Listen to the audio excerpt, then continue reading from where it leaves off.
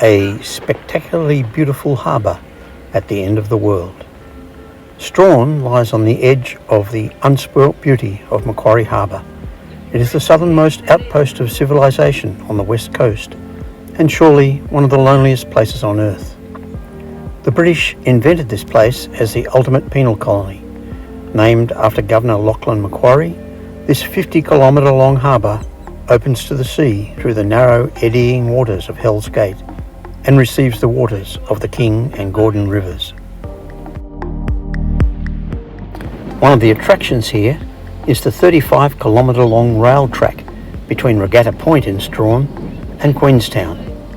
What makes this railway special is the ABT system on the other end of the line between Queenstown and Double Barrel, called the rack and pinion. Only the steam locomotives operate on this section.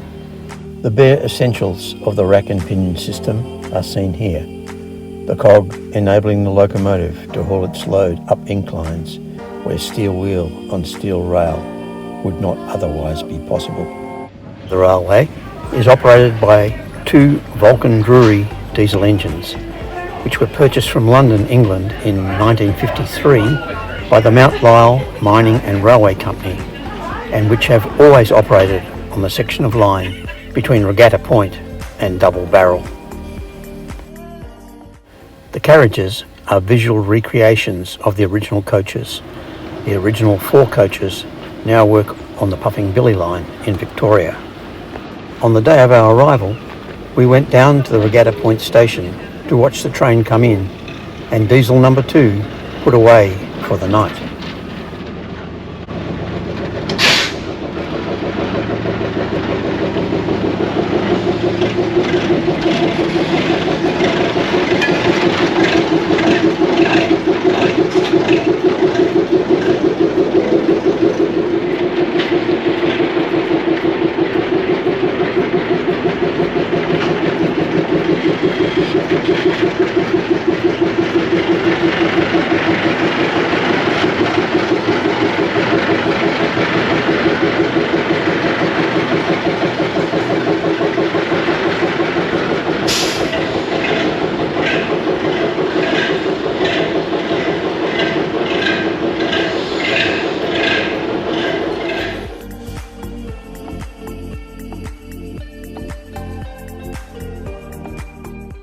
The next morning we had hoped for a ride up to Double Barrel, but the train was booked out and we had to content ourselves to paralleling the train out along the harbour.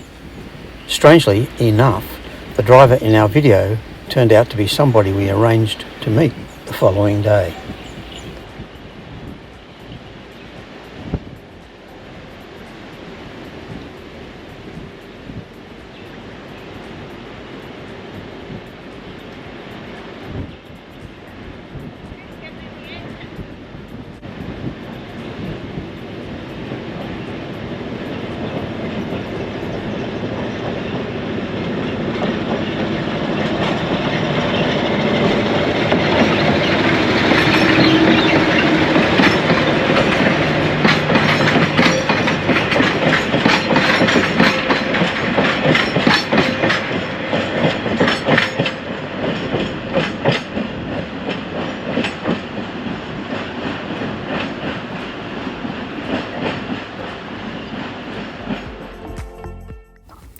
Of course, Strahan isn't just about the railway, and the following day we went to visit the People's Park, Botanical Creek and the Hogarth Falls to enjoy the botanical beauties of this lovely walk. Okay, so today here we are at the Hogarth Falls walking track. 40-minute return walk. Yeah. Beautiful parkland. It's beautiful parkland, and the story behind this park is that in the early 1900s, a man called John Ware, realised that there was some potential for tourism in Strahan, and as a result, he donated these 70 acres, which he called the People's Park, erected the little fence and entrance that you see earlier, and basically donated it to the people of Strahan as a tourist facility to attract people. As we get to the falls, more people there.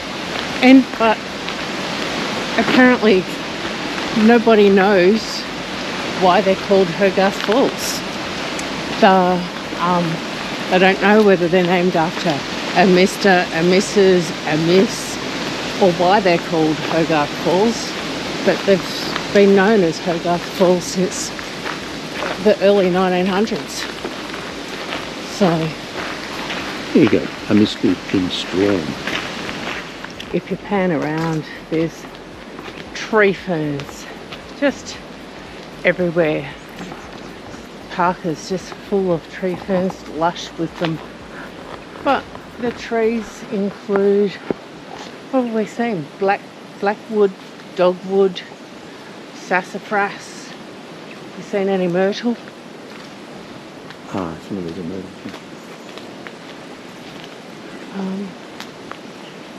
It's just been like this all the way through, and it's just beautiful. So green and lush. Apparently it gets a darker green and lusher and more wet the further you go in. So we'll show you a little bit more as we go a bit further in.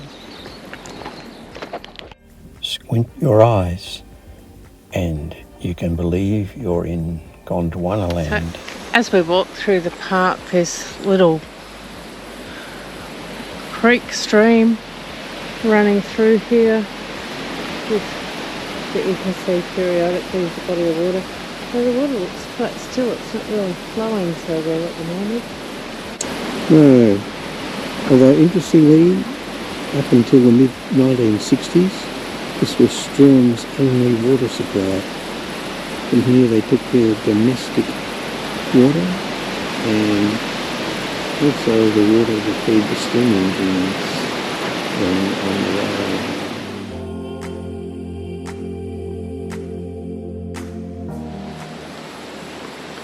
Interestingly, the local school children take an interest in this park, and here's one of the little signboards they have organised. It's nice to have the primary school having such an interesting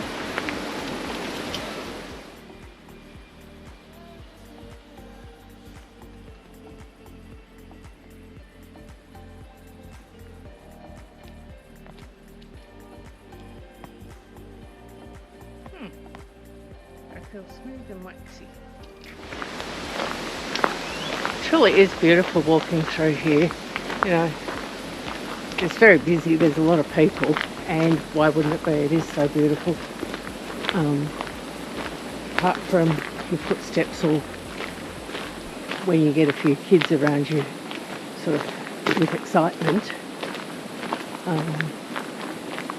the only real noise is the wind and your footsteps.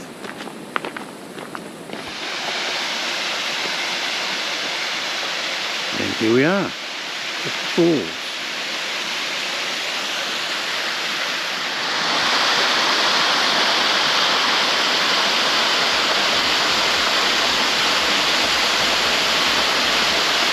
There's a lot of tannin in the water here. The water is actually quite brown from the tannin from the trees. Probably more the blackwood, do you think? Or the sassafras? Yeah, all those sort of things. The deep green forest and variety of plant species are the real attraction of this walk, rather than the falls themselves. Apparently the two-tiered falls are pretty spectacular after heavy rain, but not so much when we visited in the height of summer. The Ocean Beach is 6 kilometres outside of Strahan Centre and is accessible via an unsealed road. Ocean Beach runs uninterrupted for over 30 kilometres and is Tasmania's longest beach, It's the perfect place for a long walk, to enjoy the sounds of the waves and to breathe the fresh Tasmanian air. But entering the waters is strongly discouraged by authorities. Queenstown always seems just a tough industrial town. It doesn't have any finesse, and it doesn't really try to be anything but itself, just like the rugged surrounding mountains. We didn't spend a lot of time in Queenstown because Sue and I had been here not so long before and enjoyed what there is to enjoy about Queenstown. But we did spend a lovely afternoon with Tony, the train driver we waved to the day before, and Tanya, his wife. We camped at the local footy oval, and yes, you have to be gutsy to play football here because the surface is gravel. The drive out of Queenstown to the south is nothing short of spectacular as you wind your way through the 99 bends over the gap to the ghost town of Gormanston.